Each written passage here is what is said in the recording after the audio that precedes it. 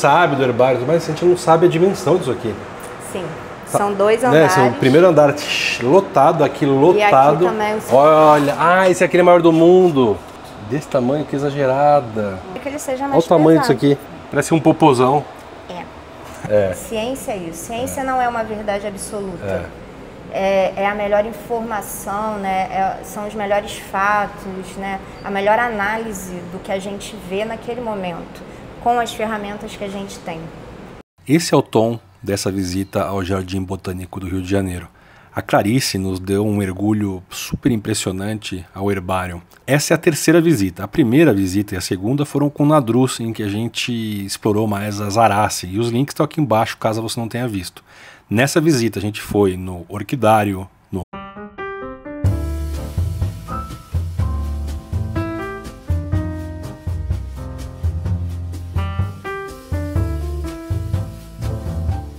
Olá pessoal, tudo bem?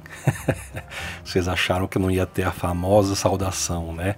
Pois é, essa é uma visita um pouquinho diferente, porque o nosso Cicerone, que foi o Nadruz no primeiro e no segundo episódio, ele teve que fazer outras coisas e a gente teve que andar no Jardim Botânico por conta própria. Mas a gente teve, como eu falei, a visita guiada pelo Herbarium junto a Clarice. E a gente teve o prazer de ficar andando pelo Jardim Botânico soltos. Teve visita ao bromeliário, ao orquidário e também a parte das xerófitas, né, das suculentas, dos cactos. E a gente se encontra ali na frente para falar com a Clarice, tá bom? Bom, vamos nessa.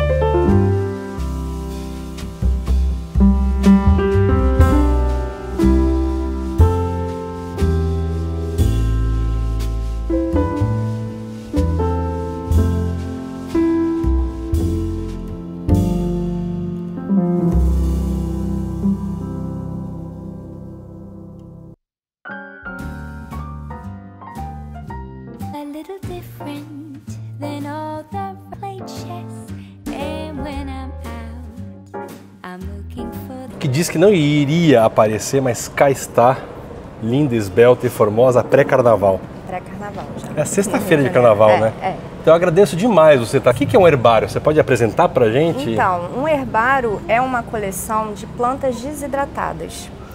E às vezes era razoável eles dizerem assim, Brasil. Mas quando você pega uma espécie que tem uma distribuição muito restrita, na faculdade de medicina, na Itália. Tá. Porque um professor, né, ele tinha que dar a matéria de plantas medicinais para os alunos, mas no inverno europeu, ele não material, né, plano, e armazená-lo para poder mostrar aos alunos. E assim começaram as coleções de herbário. Só. Que legal. Elas tiveram essa finalidade. Taxonomistas trabalham, né, que os taxonomistas são aqueles que como um testemunho.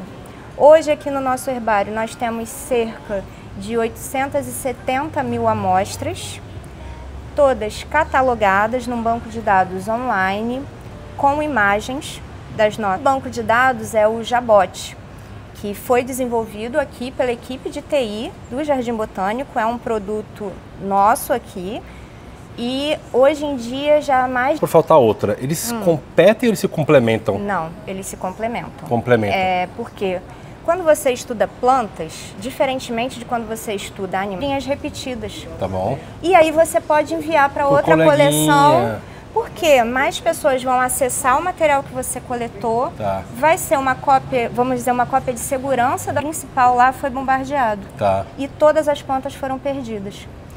A gente só tem o que tinha sido enviado, a gente chama de duplicata. Então as coleções dos herbários, elas vão crescer trazem e também por esse intercâmbio, que é muito intenso. A legislação vigente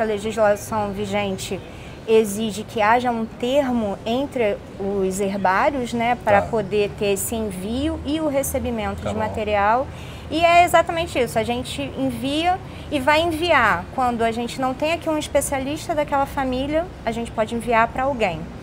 Ou quando a gente faz, por exemplo, a gente trabalha na Amazônia e aí quer enviar o material também para um herbário lá, para que fique mais fácil, que as pessoas de lá possam identificar o material. Ah, legal. Então a gente vai trabalhar com isso. Ou vai enviar para receber uma identificação de um especialista, ou então para enriquecer alguma coleção pela localidade. Esse herbário aqui, ele é um herbário de caráter até internacional, porque nós aqui temos plantas de todos os estados do Brasil e também de alguns países, principalmente aqui da América do Sul, a região amazônica, né?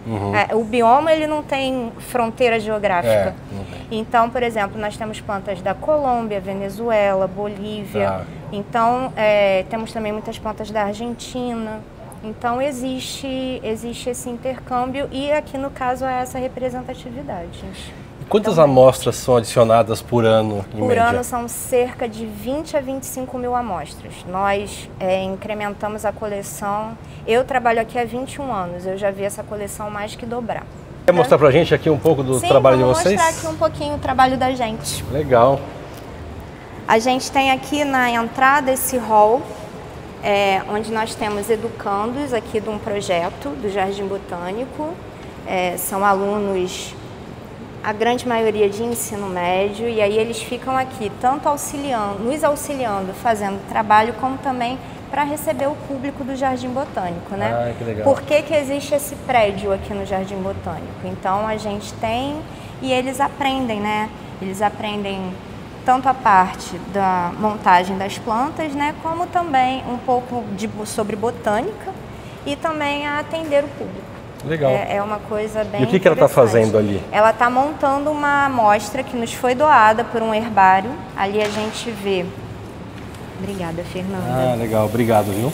A gente vê aqui, ó, é uma planta que veio da Unesp, lá de Rio Claro, do herbário de lá, foi coletada em Minas Gerais.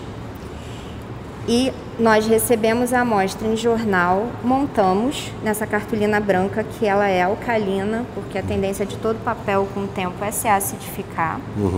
Nós não trocamos a etiqueta por uma etiqueta nossa, a gente apenas coloca um carimbo. Isso fica nítido que esse material nos foi doado. É um exemplar que tem flores, então ele tá ok, tem até a determinação. E basicamente numa etiqueta nós vamos ter a identificação da família e da espécie, nesse caso aqui nós temos, quem identificou. E uma coisa também muito importante, foi quem coletou, a data que coletou. Porque com isso, com um conjunto de amostras, a gente consegue determinar quando a planta floresce, quando a planta frutifica. E isso pode nos auxiliar, por exemplo, na coleta de frutos para obtenção de sementes para um reflorestamento de uma área, por exemplo. Tá. Muito bem, obrigado, viu? Parabéns pelo trabalho.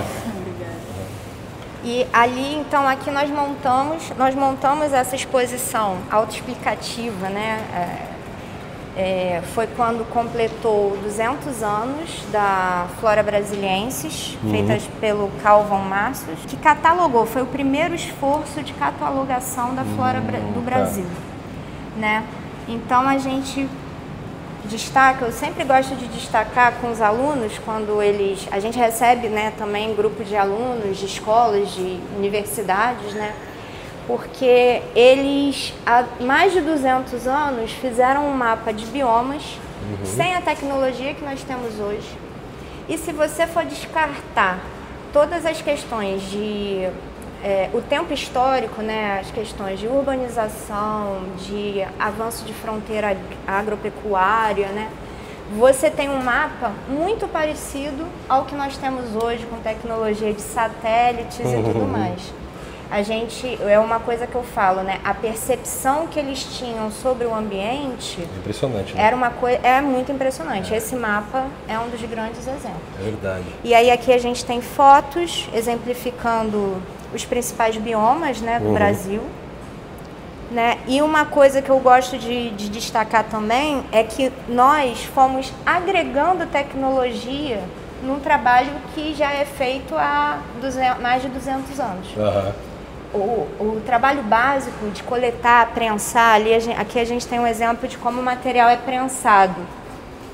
A gente coleta, corta o material, põe entre jornal ou algum outro papel, entre papelões, e aí prensa com duas placas de madeira e a cinta para a planta poder ficar o mais lisinha possível.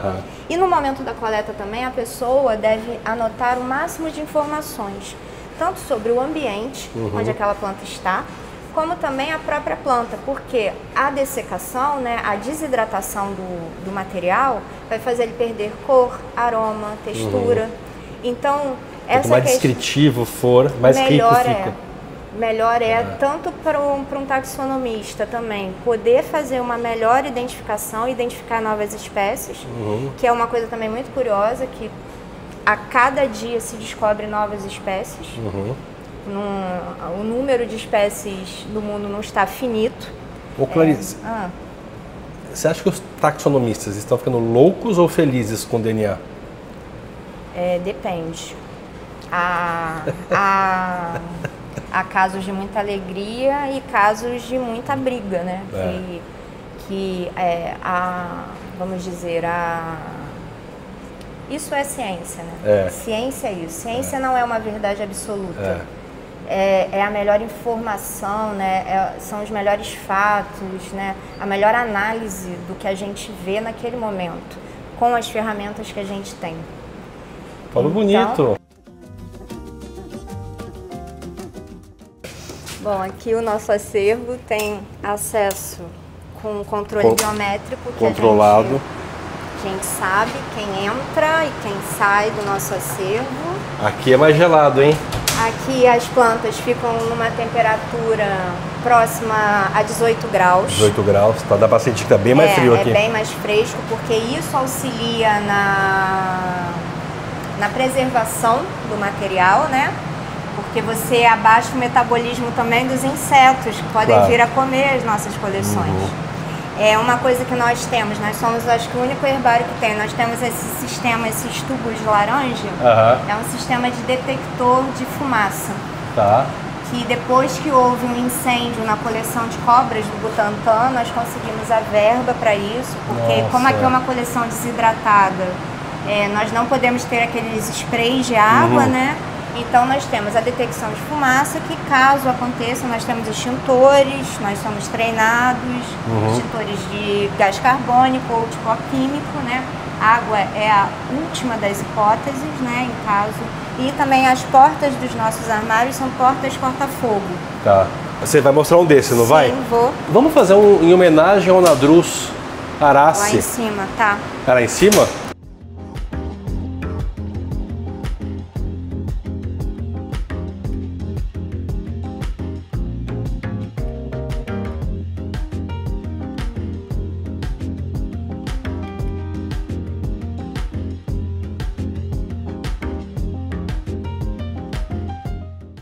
O prédio em que hoje o herbário está foi inaugurado em 2001 e os recursos para a construção desse prédio foram obtidos através de uma emenda parlamentar do então deputado Gabeira.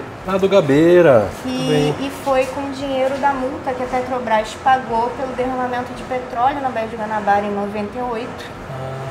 Então, parte dessa multa foi o recurso para a construção desse prédio, climatizado dessa forma.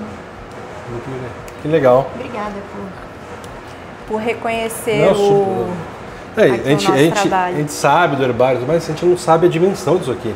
Sim, são 2 andares. O primeiro andar lotado, aqui lotado. E aqui também o segundo andar. No segundo andar é onde a gente tem uma maior diversidade de coleções, né? Onde todas as coleções que não são as essicatas também estão armazenadas. E agora eu vou mostrar uma essicata de Arácea. Abre a porta da esperança! Vai, Clarice, vai, Clarice, vai, Clarice! Foi. E aí aqui nós temos então, toda a nossa coleção ela é organizada dessa forma. Nossa! Fica separado em ordem alfabética de famílias, aqui nós estamos com a família Arace. O Marcos Nadruz é o especialista, né? E dentro de cada família nós organizamos por ordem de gênero e espécie.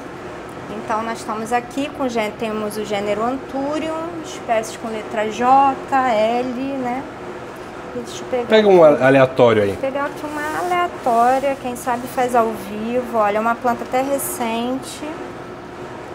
Uma planta que foi coletada aqui por um aluno nosso, que o Nadruz estava na coleta. Olha só. Né? E aquilo que vocês viram lá no início, ela estava montando um exemplar que nos foi doado. Esse aqui foi um exemplar que foi fruto de uma coleta feita por pesquisadores aqui do Jardim Botânico. Por isso nós já temos a etiqueta a partir do nosso banco de dados, onde nós temos já o número de tombo, né, o número de registro dessa espécie, desse espécime, e também um código de barras, porque essas são as 2 formas numéricas de encontrarmos esse material, além também do número do coletor. Mas o nosso banco de dados permite que a gente faça a busca ou por nome de espécies, ou gêneros, ou famílias, ou também por localidades. Legal. Isso é bem interessante. Então no primeiro andar e nesse, a gente está falando de 870 mil amostras dessa. Dessa aqui nós temos 830 mil. Tá. As outras são as outras coleções que complementam. Tá bom, tá bom. Entendeu? As amostras de madeira e tudo mais. Entendi. E aí elas ficam aqui. Uma coisa que é bem interessante é que nós temos uma coleção de fotos. Tá. Fotos. Fotos mesmo. Que essa foi a primeira maneira que os herbários tiveram para fazer o intercâmbio de imagens. Tiravam as fotos, revelavam e enviavam. Que legal. Essa aqui é uma outra, um jeito da gente armazenar. Nós temos a coleção de briófitas, né? As briófitas, os musgos, né? Então elas ficam em envelopes, né? Não tem sentido eu colocar num papelão. E elas ficam nesses gaveteiros, onde é muito mais fácil o manuseio, né? E também o espaço para o armazenamento da coleção. Então elas ficam aqui dentro de envelopes, né? Olha só. ficam Musguinho. aqui os musgos desidratados. Eu adoro uma briófita. Eu também. É uma planta que para quem estuda biologia, é uma das coisas mais satisfatórias. Por quê? Porque exatamente o esquema que você vê no livro é o que você põe o olho assim no microscópio e vê. Que a nossa coleção de algas se iniciou com uma doação de parte do espólio da Imperatriz Leopoldina. Essa aqui foi parte do espólio da princesa, da Imperatriz Leopoldina, né? Nossa. Ela e Dom Pedro II eram pessoas avantes do tempo deles, né? Muito. E aqui então é uma coleção de algas dulcícolas, né? Algas de rios e lagos da Escandinávia. Olha. Né? A data aqui é 1896. 1896, né? E aí, como é organizado? Esse livro já foi restaurado, né? Você tem um índice e aí em cada página você tem a amostra e a descrição, né? A identificação da amostra. E você tem aqui também, às vezes, você tem lâminas dentro desses envelopes. Né? Você tem aqui as amostras e eu sei que esse livro, olha, tem uma amostra que é um tipo.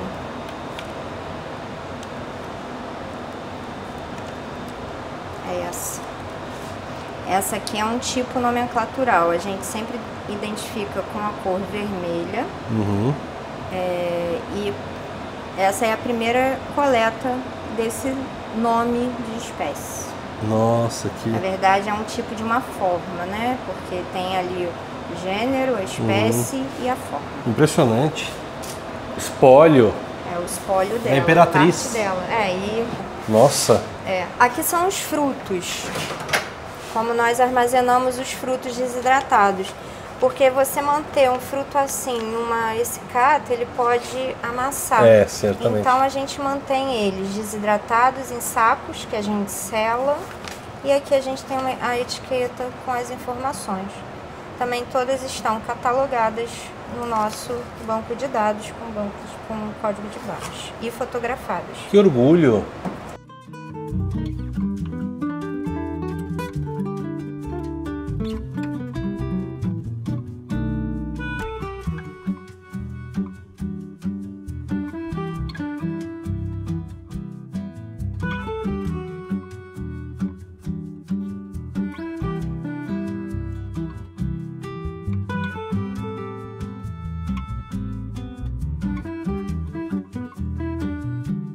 Aqui tem cânfora. Cânfora?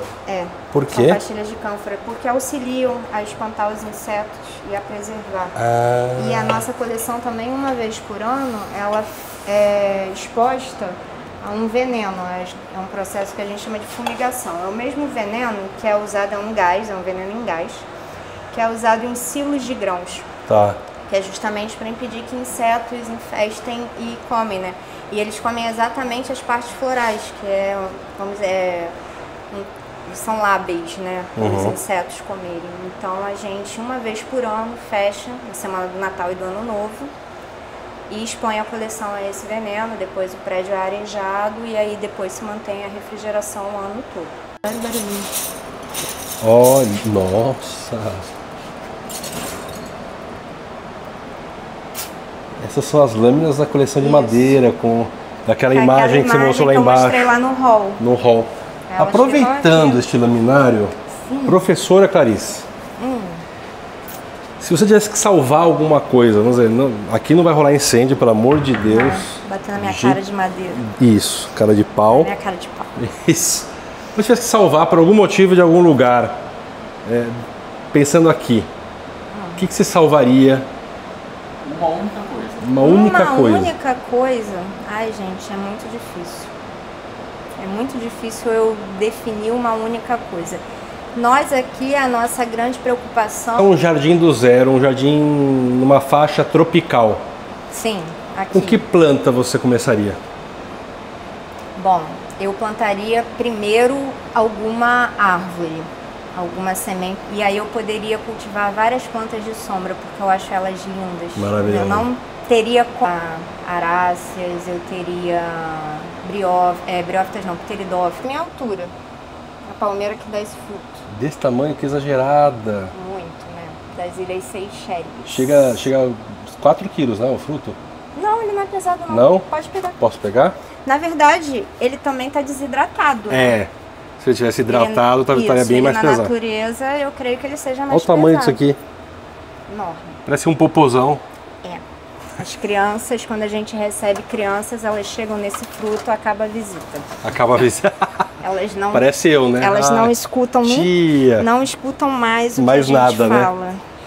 A árvore do viajante é a... É aquela que nas Eu sei não, que eu tô pegando o nome científico dela. Ravenala. Nossa senhora. Que exagero. Pois é. A gente armazena aqui também. Olha, E sementes. com tanto profissionalismo, com tanta diversidade, tanto investimento bem feito, quero agradecer a Clarice. Obrigada. Pelo tempo dela, pelas aulas que ela deu, pela essa paixão que contagia, porque eu não imaginava um herbário tão evoluído, tão rico assim. Tão rico. Embora eu soubesse, você vendo, estando aqui é outra coisa, né? Um amigo, né, que é curador de uma coleção, ele uma vez falou: o melhor herbário para realmente as pessoas entenderem o que é um herbário é aqui o RB. Uhum. Porque ele falou, o RB é um herbário vivo, é um herbário onde todo dia novas amostras estão sendo incorporadas, o pessoal está cuidando da coleção, tem gente consultando a coleção. Então ele falou, nossa, se eu pudesse, os meus alunos pudessem vir aqui ver vocês acontecendo, eu acho que seria muito mais nítido, porque às vezes numa universidade é uma sala, né? Aqui é um prédio grande, inteiro. Então isso facilita, né, as pessoas verem. Muito obrigado, Clarice. Por nada, voltem sempre. Por ela, joinha, por ela, comentem, por ela, inscrevam-se. Até a próxima. Até. Tchau.